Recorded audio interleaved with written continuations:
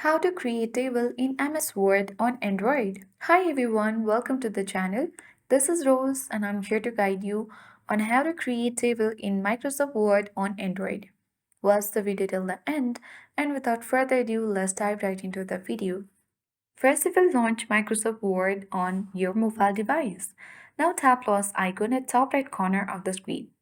Select blank document to get access to this page. Now at bottom left corner of the screen or top left corner you will see a check mark like icon. Simply you have to select that and then you will see the home icon at bottom of the screen. Simply you need to drag that and you will get the option for insert. Simply you need to tap on insert, then you will get the option of table. You need to select that in order to insert a table. After that, you can add values to the table and reside it by dragging the edges to make it bigger or smaller as needed.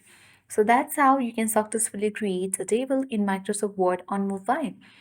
So I hope this guide was helpful. If it was, then do like, share, comments, and don't forget to subscribe. Thank you for watching and see you in the next video.